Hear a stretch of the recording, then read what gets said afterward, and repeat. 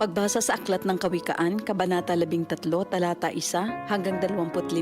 Ang anak na may unaway nakikinig sa kanyang ama, ngunit walang halaga sa palalo ang paalala sa kanya. Natatamo ng mabuti ang bunga ng kanyang kabaitan, ngunit ang ninanasan ng masama ay puro karahasan. Ang maingat magsalita ay nag-iingat sa kanyang buhay, ngunit ang taong madaldal ay nasasadlak sa kapahamakan. Ang tamad ay nangangarap ngunit hindi natutupad, ang hangarin ng masikap ay laging nagaganap. Ang taong matuwid ay namumuhay sa kasinungalingan, ngunit ang salita ng masama ay nakakahiyang pakinggan. Ang mabuti iniingatan ng kanyang katuwiran, ngunit ang masamay ipinapahamak ng likong pamumuhay. May taong nagkukunwang mayaman subalit wala naman, ngunit ang iba'y nag-aayos mahirap bagaman sila ay mayaman. Ang yaman ng isang tao ay pantubo sa kanyang buhay, ngunit sa isang mahirap, ito ay hindi nakababahala. Ang matuwid ay tulad ng maningning na ilaw, ngunit ang masama ay lamparang namamatay. Ang kapalaluan ay nagbubunga ng kaguluhan, ngunit ang pakikinig sa payo ay nagbabadya ng karunungan. Ang kayamanang tinamo sa daya ay madaling nawawala, ngunit ang kayamanang pinaghirapan ay pinagpapala. Ang matagal na paghihintay ay nagpapahina ng kalooban, ngunit ang pangarap na natupad ay may dulot na kasiyahan. Ang nagwawalang bahala sa payo ay hahantong sa sariling kapahamakan, ngunit ang nagpapahalaga sa utos ay gagantimpalaan. Ang mga turo ng matalino ay bukal ng buhay. Ito ay maglalayo sa bitag ng kamatayan. Ang katalinuhan ay umaani ng paggalang, ngunit ang kataksilan ay naghahatid sa kapahamakan. Ang katalinuhan ng isang tao ay nakikita sa kanyang gawa. Sa kilos ay nakikilala ang taong walang unawa. Ang masamang tagapagbalita ay lumilikha ng kaguluhan, ngunit ang mabuting tagapamagitan ay lumulutas ng alitan. Kahihiyan ng kasasadlakan ng hindi nakikinig sa saway, ngunit ang tumatanggap ng payo ay mag-aani ng karangalan. Ang pangarap na natupad ay may dulot na ligaya, ngunit ayaw iwan ng masama ang kasamaan niya. Ang nakikisama sa may unawa ay magiging matalino,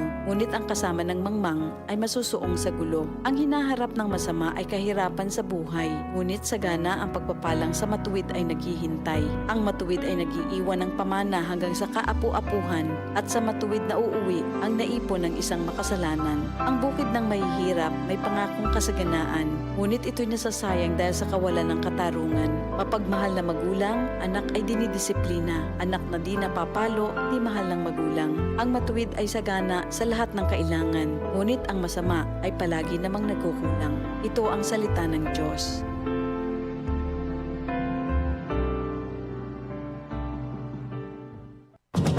₱65 radio stations nationwide. Mahigit 2,000 radio anchors, commentators, reporters at correspondents nationwide. Hatid naming mga balitang tatak, RMN, balitang pinagkakatiwalaan, mapapakinggan saan mang sulok ng bansa, Luzon, Visayas at Mindanao mula sa Radio Mindanao Network.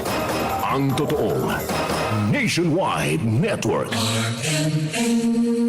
Number 1. Ito ang DCXL News. 558 kHz. 6 na dekadang maaasahan sa balita at serbisyo publiko. Ang himpilan ng RMN Network sa Mega Manila. Live sa radyo at online.